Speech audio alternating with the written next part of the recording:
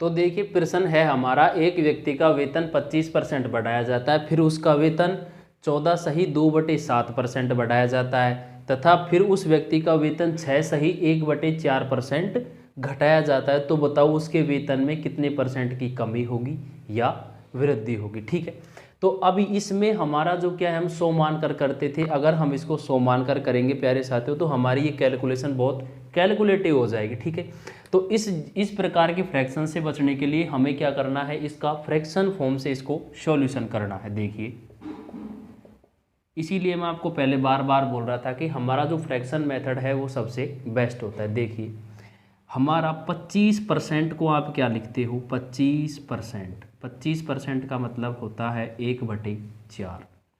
इसी प्रकार हमारी यहाँ एक वैल्यू है 14/2/7%, इसका मतलब मैंने आपको पहले बताया था 1/7। इसी प्रकार हमारी वैल्यू है 6/1/4%, इसको हम लिखते थे 1/16। ठीक है, आपको इनका फ्रैक्शन फॉर्म मैंने अच्छी तरह से लिखवाया हुआ है, आपको ये आना चाहिए, तब आप ये कैलकुलेशन बहुत फास्ट तरीके से कर पाएंगे। देखिए अब हम क्या है, व्यक्ति का वेतन कितना माना है, 100। अब 25% की वृद्धि यानी कि 4 है और 1 की बढ़ रही है, 25% की वृद्धि मतलब 5/4। इसी प्रकार 14/2/7% की वृद्धि यानी कि मूल संख्या 7 है और परसेंटेज में कितना बढ़ रही है, 8, यानी कि 7 से कितनी हो जाएगी, 8, कितना, 8/7। इसी प्रकार यहाँ है 6/1/4% की वैल्यू मतलब 1/16। अब 16 में हमारी यहाँ 6/1/4% घटाया यानी क्या हो रही है, कमी, 16 में से 1 की कमी, इसका मतलब आप ये समझ सकते हैं 16 में से 1 की कमी, 16 में से 1 जाएगा 15/16। किसी को कोई प्रॉब्लम नहीं आनी चाहिए।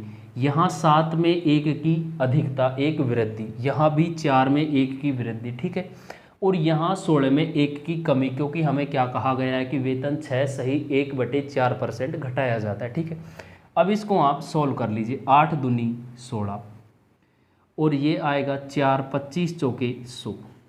ठीक है, अब आएगा 25 पंजा 125 इंटू 15, 125 इंटू 15/7 दूनी 14। ठीक है, इसको आप सॉल्व करेंगे, 15 5 75 5 7, 15 दूनी 30 और 7 37, 15 एकम 15 और 3 1875/14। ठीक है, चाहे तो हम इसको इसी फॉर्म में छोड़ सकते हैं या फिर हम इसको आगे भी और सॉल्व कर सकते हैं। ठीक है, यही हमारा फाइनल आंसर होगा 1875/16% की, या फिर आप इसको आगे भी सॉल्व कर सकते हैं अपनी सुविधा के अनुसार, जैसे हमें ऑप्शन दिए जाएं।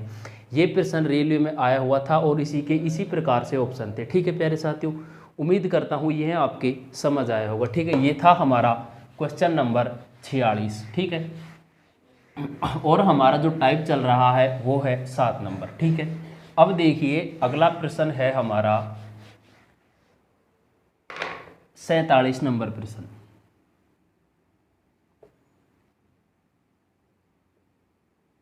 सिनेमा हॉल के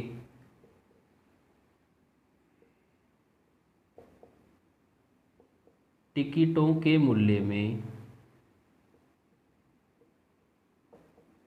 16/2/3% की 16/2/3% की कमी हो जाने से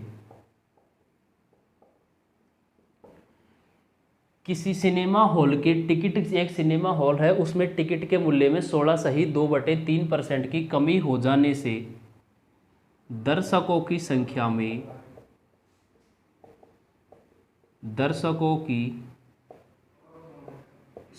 में 40% की बढ़ोतरी हो जाती है। तो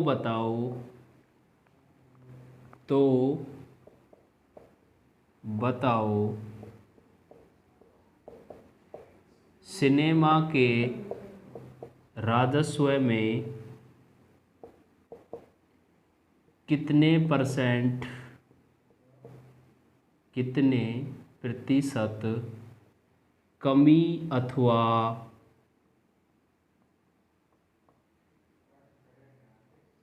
वृद्धि होगी। यह है हमारा प्रश्न कि एक सिनेमा हॉल के टिकट के मूल्य में 16 सहित 2/3% की कमी हो जाने से दर्शकों की संख्या में 40% की बढ़ोतरी हो जाती है। ठीक है, तो बताओ सिनेमा हॉल के राजस्व में कितने % की कमी अथवा वृद्धि होगी। ये हमारा प्रश्न है प्यारे साथियों। ठीक है, ये भी उसी प्रकार का क्वेश्चन है जो हम पहले कर रहे थे। ठीक है, उस पर आधारित हमने 2 प्रश्न कर लिए। अगला इसी पर है ये, इसका देखिए सॉल्यूशन। सिनेमा हॉल के मूल्य में अब आपको पता है 16 सही 2/3% की वैल्यू कितनी होती है, 1/6। 40% की वैल्यू कितनी होती है मेरे प्यारे साथियों, 2/5।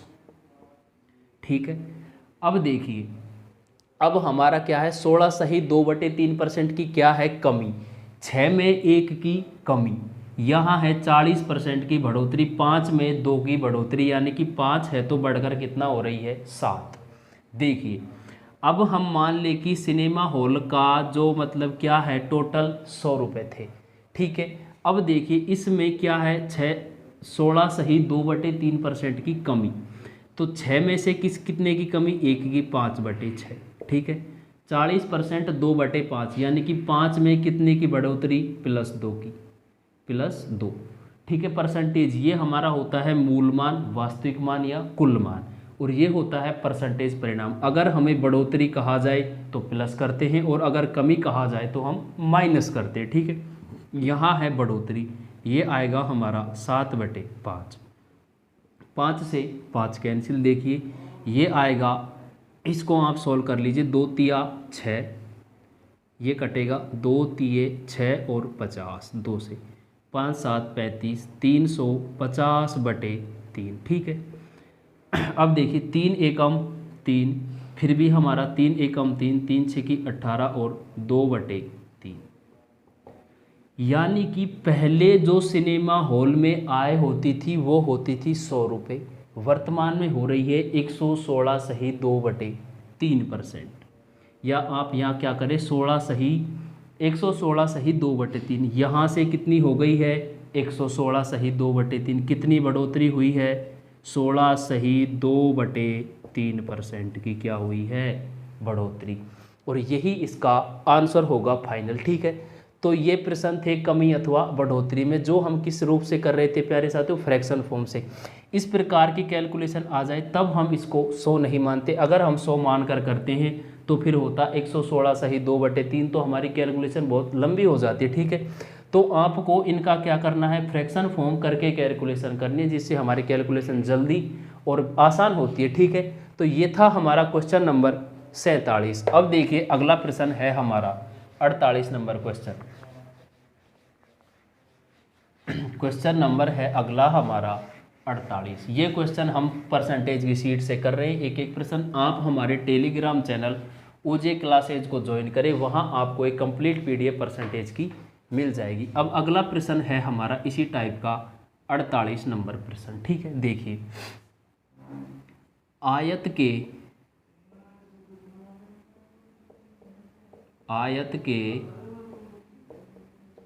क्षेत्रफल में कितने प्रतिशत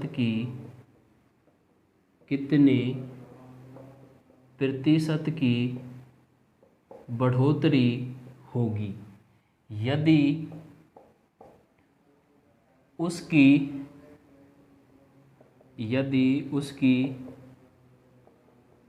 लंबाई तथा चौड़ाई में क्रमशः 20% तथा 25% की क्या हो, 25% की वृद्धि होती है।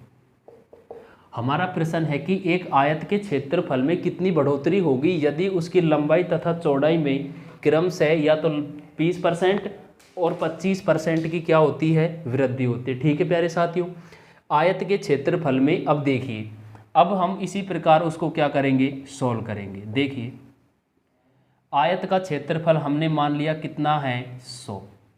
ठीक है, 1 मिनट, आपको आयत का क्षेत्रफल का फॉर्मूला क्या होता है ये देखिए। पहले आयत का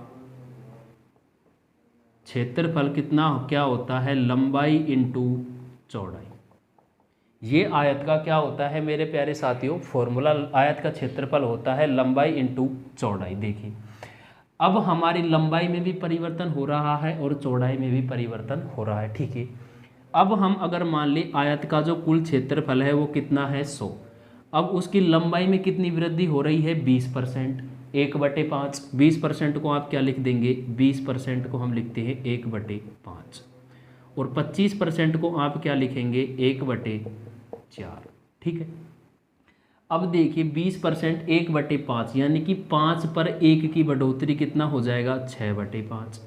इसी प्रकार 4 में 1 की बढ़ोतरी 5/4। ठीक है, दोनों में क्या हो रही है, वृद्धि। 5 से 5 कैंसिल और 25 चौके 100, 25 6 की 150। यानी कि जो पहले आयत का क्षेत्रफल था 100 था, वर्तमान में कितना है प्यारे साथियों, 150। वृद्धि कितने की हुई है, 50% की।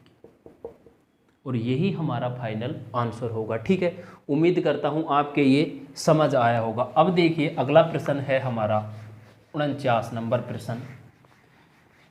ये प्रश्न आपको फ्रैक्शन मेथड से करने हैं, जिससे ये कॉन्सेप्ट आपका अच्छी तरह क्लियर हो जाए और आप कैलकुलेशन बिल्कुल इजी वे में कर पाए। ठीक है, प्रश्न नंबर है 49। देखिए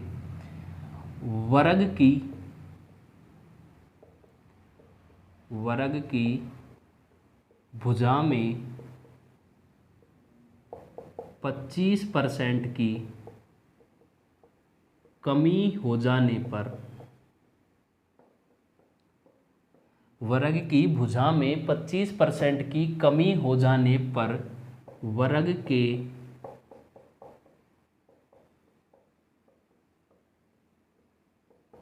क्षेत्रफल में कितने प्रतिशत की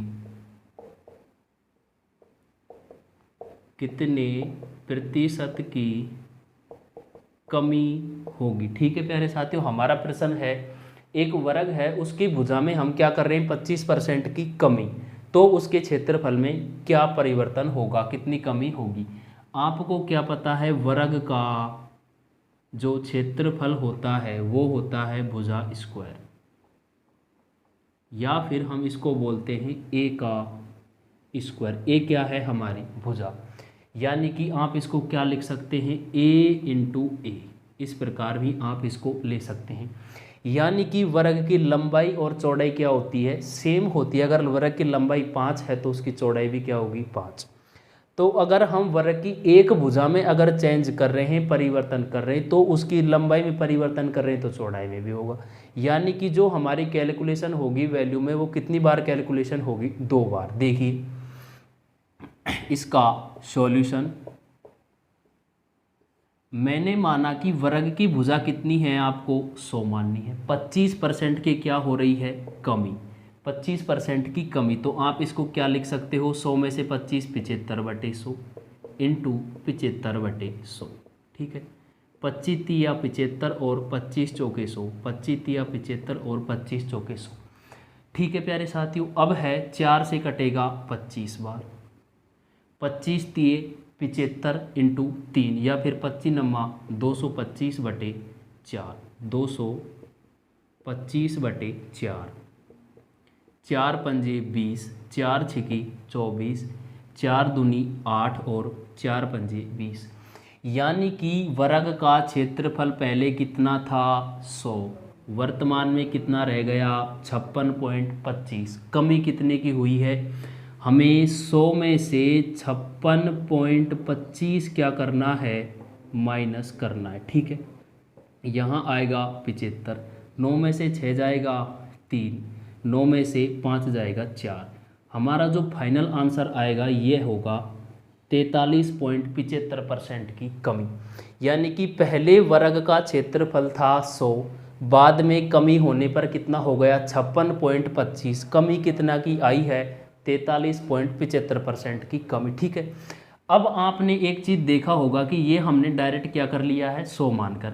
अगर हम क्या करते 25% को आप क्या लिखते, यहाँ देखिए सेकंड मेथड से हम जो फ्रैक्शन से करते थे 25%, इसको आप लिखते थे 1/4, क्या हो रही है कमी, 4 में 1 की कमी को आप क्या लिखेंगे 3/4।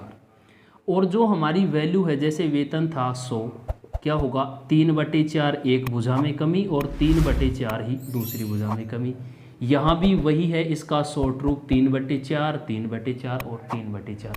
यानी कि जो हम फ्रैक्शन फॉर्म करते हैं वो हम 100 की वैल्यू का ही शॉर्ट फॉर्म करते हैं, चीज़ें वही हैं, बस कैलकुलेशन करने के लिए हम उनको थोड़ा आसान बनाते हैं। ठीक है, तो ये वही फॉर्म है हमारी, और हमारा इससे भी जो आंसर आएगा ये आएगा 56.25। यानी कि 100 था, 100 से कितना हो गया है 56.25, कमी कितने की है 43.75। यही हमारा फाइनल आंसर है प्यारे साथियों। ठीक है, तो इसी के साथ हमारा टाइप नंबर 7 चल रहा है। आगे भी हम क्वेश्चन करेंगे, क्वेश्चन नंबर 50 से हम स्टार्ट करेंगे अगली क्लास में। आज के लिए बस हम इतना ही रखेंगे प्यारे साथियों। आपको इसकी क्लास पीडीएफ के लिए हमारा जो टेलीग्राम चैनल है ओजे क्लासेज के नाम से, उसको आपको ज्वाइन करना होगा। वहाँ पर हमारी जो क्लास पीडीएफ है वहाँ आपको मिलती हैं प्यारे साथियों। ठीक है, स्वस्थ रहिए, व्यस्त रहिए, अपनी तैयारी में व्यस्त रहिए। जय हिंद, जय भारत।